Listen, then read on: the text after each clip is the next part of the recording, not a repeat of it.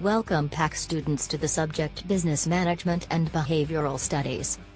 In this video we shall discuss a subtopic of organizational process, that is organizational structure. Organizational process constitutes 20% of ICAP syllabus grid. In this video we shall cover 9 topics relating to the organizational structure. 1. Internal stakeholders. 2. External stakeholders. 3. The main stakeholders.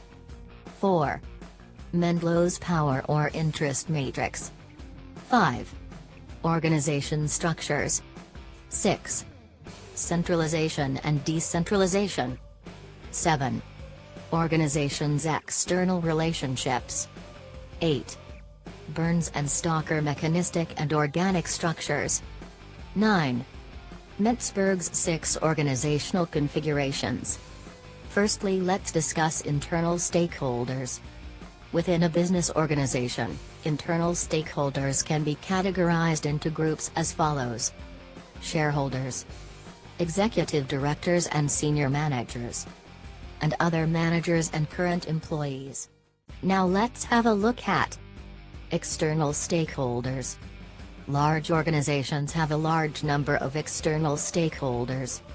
These include lenders, suppliers, government, customers and local communities.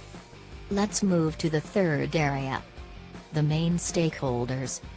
The main stakeholders in a business organization, internal or external, are those who exercise the greatest influence. The most influential stakeholders in a company are usually the board of directors and possibly senior management. Let us look at connected stakeholders. This refers to a stakeholder who is not a decision maker or is not a part of the permanent infrastructure of the organization, but is nevertheless very influential in shaping the future of the organization and the decisions of its leaders. The main connected shareholders in a company are usually non-executive directors, employees, key suppliers, key customers. Now, let's discuss our fourth area: Mendelow's power or interest matrix. The matrix compares the amount of interest that the stakeholder has in a particular issue, on a scale ranging from not at all interested, denoted by 0, to very interested, denoted by 10, and the relative power of the stakeholder, on a scale of very weak, denoted by 0, to very powerful, denoted by 10. If a stakeholder has very little power and very little interest in a matter, minimal effort is needed. Trying to keep the stakeholder informed about the matter or satisfied. If a stakeholder has very little power but a strong interest in a matter, keep them informed. If the power of a stakeholder is strong but the stakeholder has very little interest in the matter, keep the stakeholder satisfied. The stakeholders with a large amount of power and a high level of interest in a matter are key players, and it is essential to obtain and keep their support. Now, let's discuss some basic organization structures. The following structures might exist within any entity or part of an entity: an entrepreneurial organization structure, a functional structure, a divisional structure, and a matrix organization. The main features of an entrepreneurial organization are usually that the entrepreneur takes all the main decisions. There is no formal management structure. Operations and processes are likely to be simple, and the entity will probably sell just a small number of products or services. Functional organization structure has the following main features: decision-making authority is delegated in a formal arrangement, and responsibilities are divided between different managers. An organization chart showing a simple functional structure is shown below. Let's look at the divisional organization structure. A division is an area of operations, defined by markets in different geographical areas, different products, different customers. The organization chart shows the organizational structure for a divisionalized organization. Here IT and research are head office support functions. Lastly, let's look at the matrix organization structure. Davis and Lawrence define matrix organizations that employ a multiple command system that includes not only a multiple command structure but also related support mechanisms and an associated organizational culture and behavior pattern. With a matrix organization, the matrix structure of authority and command is permanent and not limited to a project and time period. Below is an example of a matrix structure. Now, let's discuss our sixth area: centralization and decentralization within the organization. Centralization is the process by which the activities of an organization are concentrated within a particular location or group. This keeps all of the important decision-making powers within the head office or the center of the organization. Decentralization is the process by which the activities of an organization are distributed or delegated away from a central, authoritative location or group.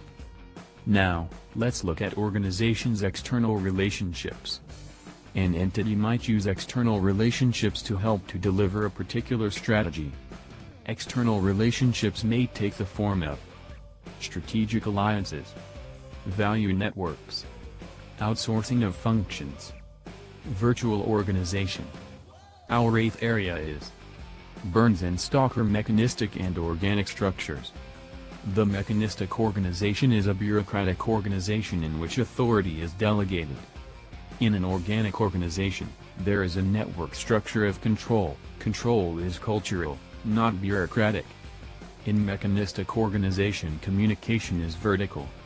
In organic organization, communication is horizontal. In mechanistic organization, jobs are specialized. In organic organization, specialized knowledge and expertise are shared. In mechanistic organization, job descriptions are precise. In organic organization, job descriptions are less precise. In mechanistic organization, tasks and operations are governed by instructions from a superior manager. In organic organization, communications consist of information and advice from a manager.